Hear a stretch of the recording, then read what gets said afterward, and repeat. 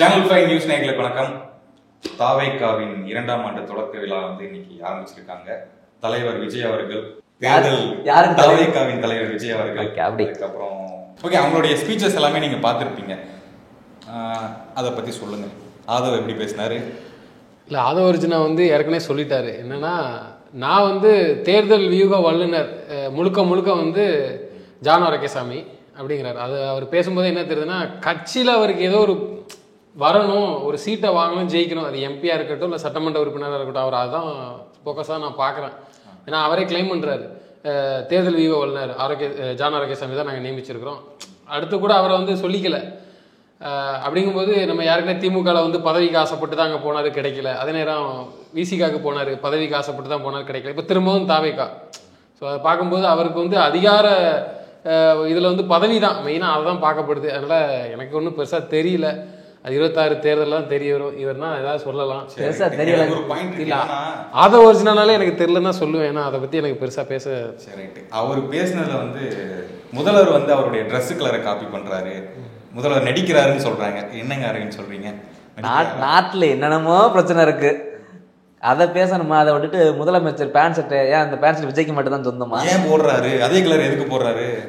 அதே கடையில் வாங்கியிருப்பாரு. இப்போ ஸ்கூல் யூனிஃபார்ம் தான் போடுறாங்க, எல்லாம் ஈவனாக போடுறது. அது மாதிரி ஒரு கட்சியிலக்காரங்க போடுறாங்க, ஏதோ ஒன்று. இதெல்லாமா கமெண்ட் பண்ண முடியும்? 4 லட்சம் கோடி 8 லட்சம் கோடி ஆக்குனான்னு சொன்னீங்க, ரைட்டு ஏற்றுக்கிறேன். மயம் வந்த உடனே எம்எல்ஏ மினிஸ்டர் துணை முதல்வர், ரைட்டு ஏற்றுக்கிறேன். பேண்ட் ஷர்ட் இல்லாமங்க பிரச்சனை நமக்கு. திடீர்னு யூடியூபர் மாதிரி பேசிட்டு இருக்காராமே, அப்படியா? யாரு? முதல்வர். விமர்சனம் வருது. அப்பாவை போய் இப்ப நீங்க இகழ்ந்து பேசுவது சரியா? இது என்ன சொல்றது? இல்ல, அதே அப்பாவுக்கு தான் பிரசாந்த் கிஷோர் அவர்கள் விக்கு வைங்க அது வைங்கன்னு சொல்லிட்டுலாம் ஒரு தகவல் வந்துச்சு. அப்படி கூட இருக்கலாம் இல்ல, இவர் தான் விக்கு செஞ்சவர் இல்லங்க. இது பிரசாந்த் கிஷோரோட ஐடியாவும் இருக்கலாம் இல்ல. அவர் இப்படி தேர்தல் வல்லுநர் திங்கிற சோறு வரைக்கும் இப்படி திங்கணும், இப்படிதான் கையை வச்சு அள்ளணும், இந்த பக்கம் தான் நம்ம காரு போகணும், எல்லாமே பாக்குறாங்க. நமக்கு என்ன தெரியும்? விஜய் அப்படித்தான் போவாரோ, இப்படித்தான் சாப்பிடணும், இப்படித்தான் கார் ஓட்டணும், எனக்கு தெரியலங்க. ஆனா மக்கள் எப்படி பார்ப்பாங்க? என்ன விக்கு வச்சிருக்கான்னு பார்ப்பாங்களா, உங்க கொள்கை தத்துவம் பார்ப்பாங்களா? ட்ரெஸ்ஸுக்கு சொல்ல சொன்னேன், அவ்வளவுதான் என்னோட. சரி, எனக்கு ஒண்ணு மட்டும் புரியல. இல்ல என்ன ப்ரோ, ஆதவ அர்ஜுனா பேசும்போது நானே சிலுத்தரிச்சு உடம்பலாம் எல்லாம் கொள்ளை அடிக்கிறாங்க, குடும்பமா இருந்துக்கிட்டு அப்படி இப்படின்னு பேசினாரு. திமுகவுக்கு இவர் தானே வேலை பார்த்தாரு பெண் நிறுவனத்துல. அப்ப தெரியலையா திமுக கொள்ளை எடுத்தது? விசிகோட இருந்தாரு கூட்டணியில, அப்ப தெரியலையா? லாஸ்ட் விஜய் வரப்போறாரோ ரைட்டின்னு எதிர்த்து பேசுவான். ஆதவ அர்ஜுனா யாரு? லாட்ரி மார்ட்டினுடைய மருமகன். அதை தாண்டி அவர் யாரு? ஒரு பிளேயர், ஸ்போர்ட்ஸ் பர்சன், அவரே சொல்லிக்கிறாரு. அதையும் தாண்டி அவர் யாரு? சொல்லணுங்க. அவர் தான் சொல்றாரு, பொதுச் செயலாளராகவும் இருக்கிறாரு, கட்சிக்கு ஏதோ தேர்தல் வியூக வல்லுநர் பொதுச் செயலாளராகவும் இருக்கிறாரு, பல பொறுப்புல இருக்காரு. ஆனா அவர் ஒரு ஸ்ட்ராட்டஜிஸ்ட். சரி, அவரை விட்டு தள்ளுவோம், அவரை தூக்கி போட்டு விஜய்க்கு வருவோம் நேரம். இன்னொரு பாயிண்ட் நான் சொல்லிடுறேன், சொல்லுங்க. 62 வாரம் விஜய் தான் எதிர்கட்சி தலைவர். ஆமா, எடப்பாடி எங்க போனாரு? இப்ப எதிர்கட்சி தலைவர் சொல்லி அண்ணாமலை என்ன போனாங்க? மேடையில பேசலாம். 62 வாரத்துக்கு எதிர்கட்சி தலைவரா இருக்கலாம், சட்டப்படத்துல விட மாட்டாங்க, அதுக்காகலாம் வெளியே நின்று வேணா பேசலாம். சரி, இப்ப வரைக்கும் அவர் என்ன எதிர்கட்சி தலைவரா என்ன முன்னெடுத்து சொல்லிட்டாரு, செஞ்சுட்டாரு சொல்லுங்க. ஆளுநரை கடைசியா போய் பார்த்தாரு, அதுக்கப்புறம் என்ன செஞ்சாரு சொல்லுங்க? பரந்தூர் போயிட்டு வந்தாரு. பரந்தூர் போறாரு, எல்லாரும் என்ன போனாங்க. அப்புறம் சரி, திமுக ஆளுகின்ற ஆட்சி மேல ஏதோ இல்ல நான் சொல்றேன், யாரு அது வழக்கமா நடிக்கதான் செய்யறாரு இப்ப வரைக்கும், அது வேற விஷயம் இல்ல. திமுக ஆளுகின்ற அரசை குறித்து ஒரு எப்படி ஒரு புள்ளி விவரத்தோட ஊழல் பண்றாங்க அப்படின்னு சொல்லிட்டு எதிர்கட்சியா செயல்படக்கூடிய யார்? விஜய் அவர்கள் சொல்லிருக்காரு, இவ்வளவு நாளா பண்ணல, அடுத்த வரக்கூடிய அண்ணன் சீமான். அவர் அண்ணாமலை சீமான் அவர் பண்றதே விஜய் பண்றாரா அப்படின்னு ஒரு கேள்வி இருக்குல்ல. எதிர்கட்சி தலைவர்னு சொல்றாங்க, அதுக்கான வேலைகள் நடந்தா நல்லா இருக்கும். அதான் பாயிண்ட். எப்பதான் பண்ணுவாரு? படம் முடிச்சுட்டு பண்ணுவாரு, கடைசி வரைக்கும் படமே பண்ணுங்க அப்படிங்கிற மாதிரிதான். சரி, நீங்க அவர் பேசும்போது, ஆதவ அர்ஜுனா பேசும்போதும் சரி, அண்ணன் PK பிரசாந்த் கிஷோர், நான் ஒண்ணு கட்சிக்காக தலைவருக்காக வரல, எனது நண்பருக்காக வந்தேன், சும்மா அப்படியே மை ஃப்ரெண்ட் அப்படின்ட்டு வந்துட்டாரு. இல்ல, அவர் தெளிவா சொல்றாருல, அவர் பேசும்போது தெரியுது. அப்ப விஜய் கூட்டணிக்கு போய் அந்த டெப்டி சிஎம், அதாவது ஒரு 50 தொகுதி 40 தொகுதி வாய்ப்பே கிடையாது, இவர் தான் சிஎம் கேண்டிடேட்னு நமக்கு தெரியுது பேசும்போது. அப்படின்னா கூட்டணியே கிடையாது அப்படின்னா விஜய் தனியா களத்துல நின்று ஜெயிச்சு சிஎம் ஆயிடுவாரோ? அதுதாங்க ஆதவம் சொன்னாரு, 45 சீட்டு எம்எல்ஏக்காக நான் வரல, ஆள போறேன் தமிழ் அப்படின்ட்டு வரான். அவங்களுடைய அது பேர் என்ன, அவங்க ட்ராக் போய் டிசைட் பண்ணிட்டாங்க. சரி, அந்த கையெழுத்து இயக்கம்னு சொல்லிட்டு ஒரு போர்டை வச்சுட்டு ஒரு பெரிய ஒரு பிம்பம் தெரிஞ்சது. அதுல ஏன் ஒரு பிரசாந்த் கிஷோர் அவாய்ட் பண்ணிட்டாரு? எனக்கு இது வேணாம், வேலை செய்யணும்ல. அப்படிப்பட்டவர்லாம் விஜய் தேர்தல் விகோலரா வச்சிருக்கிறாரு.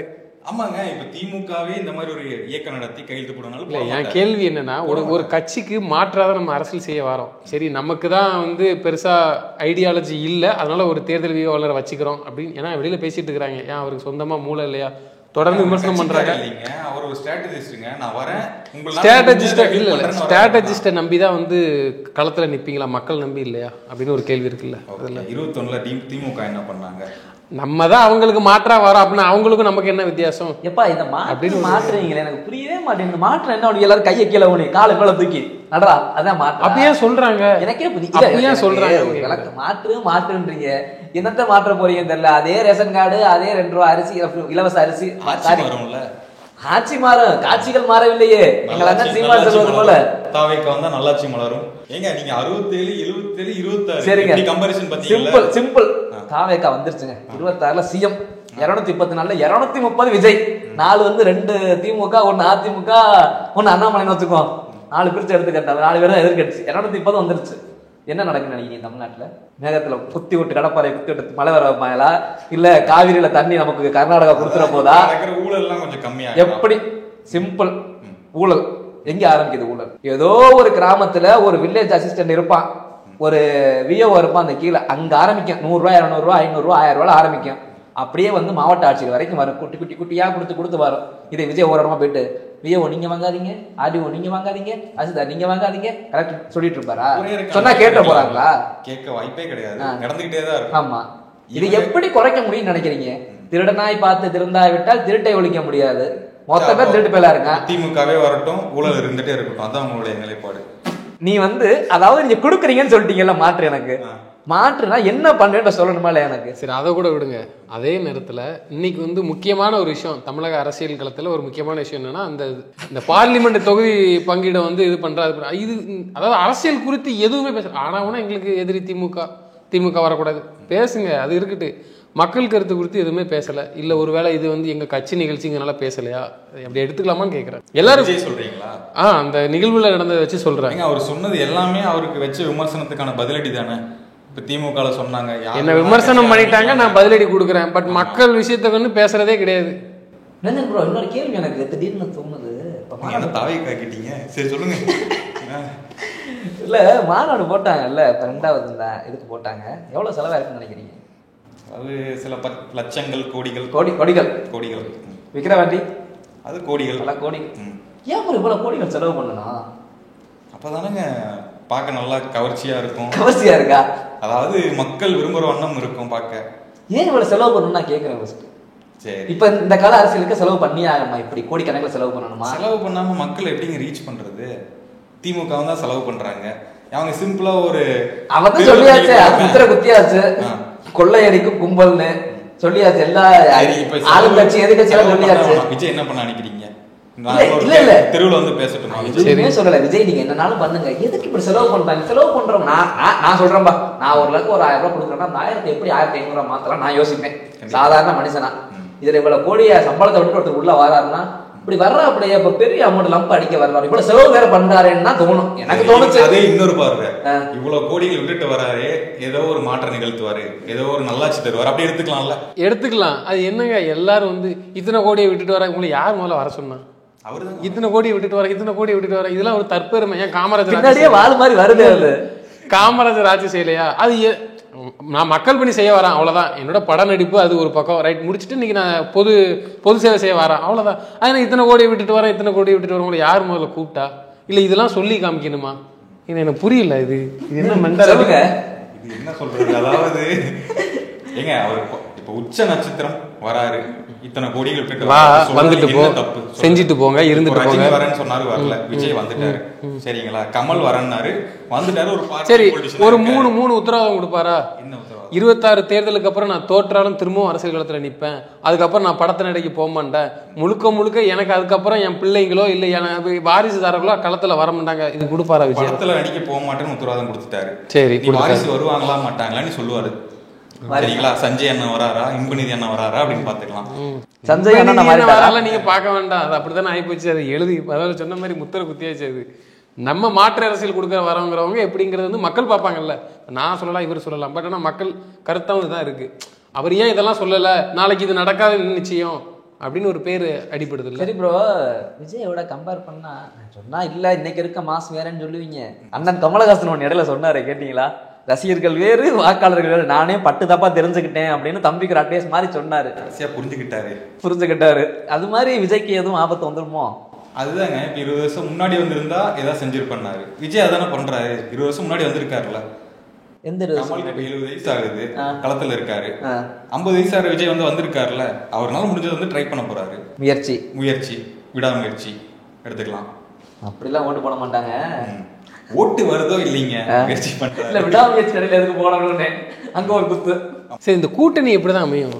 ஒரு பெரிய கூட்டணி விஜய்க்கு தான் தெரியும் எப்படி அமையும் தெரியும். இருந்தாலும் ஏன்னா இன்னைக்கு பிரசாந்த் கிஷோர் வந்தாங்க. அதை இப்போ எப்படி நியூஸ் மெயின் ஸ்ட்ரீம் மீடியாலாம் பேசுதுன்னா, தேசிய லெவலில் ஒரு கூட்டணி உருவாக்குறாங்க. அதான் பிரசாந்த் கிஷோர் அவர் கட்சியெல்லாம் இணைக்கிறாரு அப்படின்னு ஒரு பார்வை இருக்கு. தமிழ்நாட்டில் அவரு விஜய் நான் ஹெல்ப் பண்ண தேவையில்லை, ஸ்ட்ராட்டஜி பண்ண தேவையில்லை, அது நைஸா இல்ல, அது நைஸா ஏத்துக்கிறேன். அவர் நைஸா நலுக பாக்குறாரு. அவருக்கு நல்லாவே தெரியுது இந்த வண்டி ஓடாது, கரை சேராதுன்னு அவருக்கு தெரியுது. அதனால அந்த கையெழுத்து போடல. இதெல்லாம் தேவையில்லாதியா, எனக்கு என்ன கெட் அவுட், எவனை கெட் அவுட், நான் எல்லாத்துக்கும் வேலை பார்க்கணும். எனக்கு வேலை இருக்கு, நான் அடுத்த ஸ்டேட்டுக்கு போனாலும் என் வேலையை தான் பார்க்கணும். ஏன்னா அதே பிரசாந்த் கிஷோர் தான் அவர் சொந்த ஊர்ல சொந்த மண்ணில் தேர்தல் களங்காண்டாரு, டெபாசிட் கூட வாங்கல. இல்லை என்ன ஒரு நினைப்பு, இது என்னன்னு எனக்கு புரியல. கட்சி தலைவர்களுக்கு வேலை பார்க்க வர ஒரு ஸ்ட்ராட்டஜிஸ்ட்னு வகுத்து கொடுக்குறோம். அதை தாண்டி இவங்களுக்குலாம் என்ன நினைப்பு, தான் வந்தால் ஆட்சை பிடிச்சிடணும், அடுத்து நாங்கள் தான் ஆசைப்படலாம். பட் ஆனால் அது களத்தில் உங்களுக்கு சக்ஸஸ் கொடுக்கல தானே, அது அப்படி தான் நம்ம எடுத்துக்க முடியும். அது எப்படி எனக்கு புரியல. ஆதவர்ஜனாக வராரு, அவர் எப்படியாவது பதவியை வாங்கிடணும். அது எங்கே இருந்தால் எனக்கு என்னன்ட்டு ஃபர்ஸ்ட் திமுக விசிகா. இப்போ நான் என்ன சொல்றேன்னா, பொத்தா போதும் மத்தாலும் சொல்ற மாதிரி விஜய் என்ன பண்ணாரு என்ன அதெல்லாம் கேட்கறது. ஏன்னா விஜய் பண்ணாரு பொதுவாக கேட்கறான். பொதுவா கேட்கறது சரி. அதாவது விஜய் சினிக்குள்ள இருக்கும் போதே அவர் ரசிகர் பண்றான். அதுக்கு முன்னாடி ரசிகரா இருந்தது, அப்புறம் இயக்கமா மாத்துறது நிறைய பண்ணாங்க. அதெல்லாம் நம்ம லிஸ்ட் எடுத்தோம்னா எக்கச்சக்கமா போகும். நிறைய நீ போட்டுவிட்ட குறும்படத்துல பாத்தீங்க. அதுவா அதுக்கு முன்னாடியே சொல்றேன், இந்த குறும்படத்தை பார்த்து பேசுறது இன்னைக்கு பார்த்தாலும் நம்ம முன்னாடி அதை நம்பாதீங்கன்னு சொல்றேன். இல்ல ப்ரோ, நான் கண்ணால பாத்துட்டேன். இருந்துட்டு போங்க இல்லங்க. இல்ல அத இல்ல நான் என்ன சொல்றேன், சரி நான் உடனே என்ன சொல்றேன், காமராஜர் ஆட்சியில உட்கார்ந்து வச்சு கையெழுத்து போட்டு கொடுக்குறாங்களாம். இதை அவர் வாங்குறாராம். அஞ்சலி அம்மாள் கூட்டு போறாங்க. நீங்க ஏன் ஒரு கற்பனை கதையில இருக்கிறீங்க? வாங்க உங்க கருத்தை சொல்லுங்க. சீமான் மாதிரி தான், நான் வந்தா இதை செய்வேன், நாங்க வந்தா இது பண்ண போறோம், முடிஞ்சுது. அதுக்கு முன்னக்கூட்டி ஒரு ப்ரோமோ படம். அப்ப இதெல்லாம் பார்க்கும்போது இல்ல அவங்க அந்த குறும்படத்தை ஏங்க காமிச்சாங்கன்னா, இந்த மாதிரி பேசிடுறோம்ல, என்ன செஞ்சான்னு காட்டுறதுக்காக. அதான் ரைட், அவங்க காமிச்சதுல தப்பே கிடையாது. ஏன்னா எல்லாரும் கேள்வி அப்ப மாற்று அரசியல் செய்ய வரன்னு சொல்லக்கூடாது இல்ல. நாங்களும் அவங்களும் ஒண்ணுதான். எதிர்பார்க்கவில்லை இந்த அளவுக்கு கான்ட்ரோவர்சியாகும். குறும்படத்துக்கு வரல, அவர் சட்டை போட்டிருந்தாரு, அது பார்க்கலையா ரூபன்? ஆமா, அது நிச்சயமா அது பிரசாந்த் கிஷோரோட இல்ல அது பிரசாந்த் கிஷோரோட வியூகத்திலையும் அது ஒண்ணுங்கிறாங்க. அது குறிப்பா அவர் எப்படி ஸ்டாலினுக்கு விக்கு வைங்கன்னு சொன்னாங்களோ அதே மாதிரிதான் இப்படி போங்க சட்டை போடுங்க. எனக்கு சம்பந்தம் இல்ல. இல்ல நான் இந்த தகவலுமே மீடியால தான் பார்த்தேன், பரவலா பேசிட்டு இருக்கிறாங்க. இல்ல ஆமா, நான் பேசப்பதான் நான் சொல்ல முடியும். இந்த மாதிரி ஸ்டாலின் அவர்களுக்கு ஸ்ட்ராட்டஜி அவங்க ஃபிக்ஸ் பண்ணிருப்பாங்க. என்ன கலர் சட்டை, அந்த காக்கி கலர் பேண்ட் விஜய் இப்படி போட்டா நல்லா இருக்கும் அப்படின்னு. அது ஒரு மேட்டராங்க, அது ஒரு விஷயமாங்க. அது எப்படி சட்டை போட்டதை நோன்றீங்க? சட்டை போட்டதை யார் ஆரம்பிச்சா? பிகே சொன்னாரு அப்படின்னு இருக்கலாங்க, இருக்கலாம். நீங்க கேட்டீங்க சொல்றேன், விஜய் சட்டைன்னு சொல்றீங்களேன்னு சொல்றேன். இருக்கலாம், மேபி இருக்கலாம். இப்ப அது பிரச்சனை இல்லை நமக்கு. அவர் என்ன செய்ய போறாங்க கேட்கிறேன். அவர் பேர் என்னங்க, கொள்கை பரப்பு செயலாளர் ராஜ்மோகன் சொல்லிட்டு நிகழ்ச்சி தொகுத்து வழங்கியிருந்தாரு. அவர் எப்படி பண்ணாருங்க? நல்லா பேசுறாரா? போன சீசனுக்கு யார் இருந்தாங்க இந்த வேலையை பார்த்து? ஏங்க அப்படிதாங்க பார்க்க முடியும். ஒரு நீங்க கொள்கை மாநாடுன்னு ஒண்ணு ஆரம்பிச்சிட்டீங்க. அன்னைக்கு இதே மாதிரிதான் ஒரு தொகுப்பாளர் எல்லாருமே வச்சு நியமிச்சிங்க. இன்னைக்கு அப்படியே மாறுது. இன்னைக்கு கட்சியில புதுசா போஸ்டிங் கொடுத்துருக்காங்க. இல்ல கொள்கை பரப்பு செயலாளர், இதுக்கு முன்னாடி தொகுப்பாளர் கரெக்டா பேசுறாரா? இல்ல விஜய் இப்போ பாயாசம் பாசிசம் ஏதோ சொல்றாரு, அவர் தலைவர் சொல்றாரு, இவரும் அதுவே திணிக்கிறாரு. அது கரெக்டா நினைக்கிறீங்களா? இல்ல துதி பாடுறது வழக்கமா கட்சிக்கு பாடுறது அது சிறப்பா செஞ்சிருக்காங்க. அதுல எந்த மாற்று கருத்து இல்லை. அது எல்லா கட்சியிலும் நடக்கிறது தானே. இப்ப நான் அதிமுக இருக்கிறேன்னு அதுக்கு நான் பேச்சாளராக போறேன்னா நான் என் வேலையை தான் பார்ப்பேன். இது ஒரு விஷயம் இல்லை. இது என்ன நல்லா பாடிருக்காங்க நல்லா பாடலையான்னு விஜய் என்ன பேசியிருக்காரு என்ன பேசுறாரு அதான் நம்ம பார்க்கணும். சரி, நான் அதுக்கெல்லாம் வரல. ஒரே கேள்வி, மாநாடு போடுங்க, கூட்டம் போடுங்க, எல்லாம் பண்ணுங்க, திருச்சிக்குள்ள இறங்கி நேருவை எதிர்த்து அரசியல் பண்ணிடுவாரா? ஒண்ணு. புதுக்கோட்டைக்குள்ள இறங்கி விஜயபாஸ்கர், ரகுபதி, மெய்யநாதன் இவங்கெல்லாம் தாண்டி அரசியல் பண்ணிடுவாங்க. இது மாதிரி தொகுதி முக்கிய புள்ளியெல்லாம் இருக்கு. எல்லாம் பலம் தின்னு கொண்டு போட்டது. ஒரு நம்ம வேலையை எடுத்துக்கோ. நம்ம வேலை பார்க்குறோம்ல, வேலை பார்க்கும் போதே ஒரு பூசா வரானா புதுசாக பதட்டமா ஒரு இடத்துக்கு வரும்போது மாட்டிக்கோங்க. கருப்பு சவப்பா இல்ல நான் இல்ல அப்படியே வச்சுன்னு சொல்றேன். இங்கே இருக்கட்டு இதோட தேவைப்படும். இல்ல நான் சொல்றேன் அது என்ன திருச்சி பாக்குறேன் யாரு பேசுறீங்களோ அவங்களுக்கு இந்த விக்கு தந்துறேன். இல்ல நான் இல்ல ஒரு நிமிஷம் அதுல ஒரு கலரை மட்டும் எடுத்து நீங்க வச்சுக்கோங்க. திராவிடம் ஒரு கல், தமிழ் தேசியம் ஒரு கல். உங்களுக்கு நான் ஒன்னு கேக்குறேன், அது என்ன நீங்க விஜய் கட்சி அரசியலுக்கு வாராருன்னா அப்படி டீசெண்டா இல்லங்க ப்ரோ உங்களுக்கு தான் பேசுறேன், பயப்படாதீங்க. விஜய் கட்சிக்கு வாராருன்னா அப்படி டீசெண்டா வந்து வாழ்த்துவாங்களாமா. இல்ல அவர் புதுசா கட்சிக்கு வராரு, எங்களுடைய வாழ்த்துக்கள், அவர் பணியை தொடரட்டும். வந்ததுக்கு அப்புறம் கொடி நட பர்மிஷன் கிடையாது, பொதுக்கூட்டம் நடத்த பர்மிஷன், இது என்னது? அதாவது விட்டுட்டு பின்னாடி துரத்துற மாதிரி இருக்கு. அதே மாதிரி தான் நீங்க சொல்லுதோம், நேரு எதிர்த்து நின்ற முடியும், யாரா வேணா வந்துட்டு போவாங்க. அது என்ன உங்களுக்கு அது மன்னராட்சி பண்ணிட்டு இருக்காங்களா? இல்ல நீ ஒரு கேள்வியே கேக்குறீங்க, இதுல இது என்ன பழக்கம் எனக்கு புரியல. நான் இப்ப கேட்ட கேள்வி உங்ககிட்ட பதில் கேட்டிருக்கீங்க. அதாவது இந்த மாதிரி அரசியல் ஆளுமைகள் இருக்காங்க ஒரு இடத்துலயும். சொன்ன மாதிரி ஒவ்வொரு மாநிலத்திலயும் ஒரு ஆள் இருக்காரு, ஒரு இடத்துல பெரியசாமி இருக்காரு, ஒரு இடத்துல இங்க அண்ணன் உதயநிதி சேப்பாக்கத்துல கில்லி மாதிரி நிக்கிறாரு, அங்க எது விஜய் போட்டிட்டு வரான்னு தெரியல. இந்த மாதிரி ஒவ்வொரு இடத்துலயும் பழந்துன்னு கொட்டவங்க இருக்காங்களே, அந்த இடத்துல அரசியல் நாளைக்கு ஒண்ணும் இல்ல. பாக்குறேன் பசங்க நிறைய தாவேக்காவில சில பசங்களா இருக்காங்க, பிடிச்ச கேஸை தூக்கி உள்ள போட்டோன்னு வச்சுக்கலாம். அந்த பசங்க தாக்கு பிடிச்ச அந்த ஒரு சொன்னாப்ல ராஜ்மோகன் நம்ம மீறி வருவோம், எது தடிப்போம், நம்ம உயிரை கூட கொடுப்போம்லாம் பேசுனாங்க. ரைட், ஓகே, அந்த கால அரசியல் கொடுத்தாங்க பார்த்தேன் வரலாறுல. இன்னைக்கு யாரும் அரசியலுக்காக நாட்டுக்காக உயிர் கொடுக்கலாம் யாரும் எனக்கு 27 வயசாச்சு நான் பார்க்கல, இப்போ வரைக்கும் கொடுத்தோம் நான் பார்க்கல. இவங்க பேசுறாங்க இப்படி. அந்த மாதிரி ஒரு பையனுக்கு பண்ணா போய் நிப்பாங்களா, செய்வாங்களா? அத மாதிரி தாக்கு பிடிக்க தாவேக்கால் இன்னைக்கு முடியுமான்னு தான் நான் கேட்கிறேன். அது ஆதவர்ஜன் அன்னைக்கு சொல்லிட்டாரு, தெளிவா சொல்லிட்டாரு, சிறை செல்லு நாங்க தயாரா இருக்கிறோம், எங்களை பிடிச்சி உள்ள போட்டாலும் சிறை செல்லு போக மாட்டாருங்க. சொன்ன பாயிண்ட் எனக்கு புரிஞ்சுது. ஒவ்வொரு தொகுதிக்கு ஒரு ஆளுமை இருக்காங்க, எப்படி எதிர்கொள்ள போறீங்க அது வந்து போக போக களம்கான்னா தெரிஞ்சிருவாங்க. இப்போ நீங்க சொல்ற சிம்பிள், ஒரு போராட்டம் நடக்குது, ஜெயில தூக்கி போடுறாங்கன்னா அவங்க டக்குன்னு ஒரு போன்ல வெளியே வருவாங்க. ஆமா, தாவேக்கு என்ன பண்ணுவாங்க? அந்த ஆளுமை அதிமுக கிட்ட இருக்கு. வளர்ந்துன்னு கொட்ட போட்டான் சீமான், பலசரை பார்த்து வந்துட்டார். அண்ணாமலைக்கு மேல பவர் இருக்கு, இங்கே ஒரு பேரை கொண்டு வந்துட்டார். இப்ப இந்த விஜய் வந்து ஆமா, விஜய்னு ஒரு பிராண்டு, விஜய்க்கு மட்டும்தான் ஒரு பிராண்டு. ஒண்ணு இல்லைங்க, நான் தொகுதியில நிக்கிறேங்க, எனக்கு விஜய் ரொம்ப பிடிக்குங்க, ஓட்டு போடலாம் விஜய்க்கு நினைச்சுக்கிறேன்.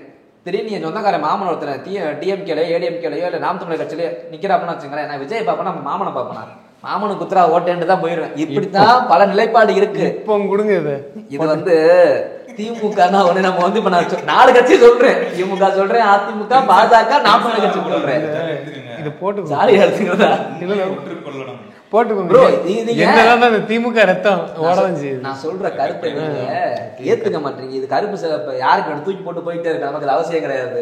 அது 4 கட்சி, நான் 4 கட்சி சொல்றேன். இன்னைக்கு நான் இப்போ ஒரு பேரை மென்ஷன் பண்ணேன், திமுக காரரை மென்ஷன் பண்ணேன், பாக்கி வந்து நம்ம யாரையும் கட்சிக்காரனா மென்ஷன் பண்ணல. மற்ற 4 கட்சி இருக்குதுங்க, இதுல தாக்கு பிடிச்சி வருவாங்களா, அவ்வளவுதான் என்னுடைய கேள்வி. இதுல நான் சொல்றது 4 கட்சியில 2 கட்சி திராவிடத்தை ஏத்துக்கிற கட்சி, 2 கட்சி ஒண்ணு தேசியம், ஒண்ணு தமிழ் தேசியம், இன்னொருத்தர் விஜய். 2ஐயும் ஏத்துக்கிறேன் வந்தார், தமிழ் தேசியம். நீங்க இப்படி இவ்வளவு சொல்றீங்களே, அவ்வளவு பெரிய ஆளுமையெல்லாம் மீறி இவங்க தாக்கு பிடிப்பாங்களா, கேஸ் போட்டாங்களோ. இப்ப என்னன்னா தாவேக்கா விஜய்ங்கிற ஒரு முகத்துக்காண்டி தான் வராங்க. அவங்க தேர்தலில் ஜெயிக்கிறாங்க அது வேற விஷயம். ஆனா வந்து நம்ம வந்து ரொம்ப வந்து இப்பெல்லாம் வந்து அட்டாக் பண்றது, ஒரு கேள்வியா வைக்கிறது ஒரு தப்பு தான். அவங்க என்ன சொல்றாங்க, பணம் இதெல்லாம் எங்களுக்கு அப்பாற்பட்ட செயலுங்க, எங்க தலைவர் விஜய்காண்டி நாங்க வரோம். அப்படி வரவன் எதையும் சந்திக்க தயாரா இருப்பாங்க, சிறையோ அடியோ மிதியோ தலைவனுக்காண்டி சந்திக்க தயார். தலைவர் வெளியெடுப்பாங்க. இல்லைங்க, அதே கேள்விதான் நானும் கேட்கிறேன். இப்ப தமிழ் தேசியம்னு சீமான் எடுத்தாருங்க, அவர் சொல்லிட்டாப்ல நான் ஓட்டுக்கு பணமே கொடுக்க மாட்டேன்னு சொல்லிட்டாப்ல. இப்ப விஜய் ஒத்த கண்ணை மூடிட்டு ஒத்த கண்ணை திறப்பாரா, இந்த கண்ணை திறந்து தமிழ் தேசத்தை திறந்து வைப்பாரா, தமிழ் தேசத்தை மூடிட்டு திராவிடத்தை திறந்து பாப்பாரா? திராவிடம் வந்துச்சுன்னா அந்த காசு வந்துடும். எப்ப எதிர்த்தாவே அதை திறந்துப்பாரு. எது காசு கொடுத்தா கொடுத்துருவீங்க, வேணாம்னா படிக்குவீங்களா? செய்யக்கூடாதா? காசு கொடுக்க மாட்டாங்க. இல்ல மாற்றுன்னு பேசுறீங்க. இல்ல என்னுடைய கேள்வி, ஓட்டுக்கு பணம் கொடுப்பீங்களா? என்னோட கேள்வி என்ன, திமுக ஆட்சியில் இருக்கக்கூடாதுன்னு நினைக்கிறீங்க? அப்படி இருக்கணும்னு நினைக்கிறேன், இருக்கக்கூடாது. எனக்கு கேட்டா இருக்கக்கூடாது. அப்ப அதுக்காண்டி என்ன வேணாலும் செய்யலாம், அப்படித்தானே ப்ரோ? அது என்ன செஞ்சாங்க? அதாவது ஆன்டி டிஎம்கே வந்துருச்சு. இல்ல அது அவங்க தந்திரம். ஒரு கேள்வி, உங்க வீட்டுல ஒரு திருட 1000 ரூபாய்க்கு திருடிட்டு போயிட்டான். அடுத்த நாள் ஒரு திருட வரேன், அடுத்த 2000 ரூபாய் திருடுறான், எல்லாம் திருட்டுதான். இப்ப நீங்க இது எந்த திருட்ட பாப்பீங்க? எவ்வளவு டெக்னிக்கலா நம்ம கண்ணிலே மண் அடிச்சுட்டு திருடிட்டு போனோம் கிளாப் பண்ணுங்க. புது திருடனுக்கு ஆதரவு, புது திருடனுக்கு ஆதரவு. பிடிச்சா வச்சு கும்முங்க, பிடிச்சா வச்சு கும்மி எடுத்து அப்புறம் நீங்க கும்முறீங்க. 60 வருஷமா கும்மிக்கிட்டு தான் இருக்கீங்க. அவன் எப்படிடா எடுத்தானோ அதை தான் நம்ம பார்ப்போம். ஆகா இவ்வளவு பேர் வீட்டுல இருந்து தூக்கிட்டு போயிட்டானே, அப்போ அவன் டேலண்ட் தான்டா, அப்படிதான் பார்ப்போம். அதே மாதிரிதான் கேட்கிற கேள்வி எங்க திருப்பீங்க? நீ சொல்றது புரியுது. 2000 ரூபாய் அதாவது காசு திமுக கார கொடுக்குறான், அதிமுக கொடுக்குது. இப்ப நெக்ஸ்ட் சீசன்ல சந்திப்போம்.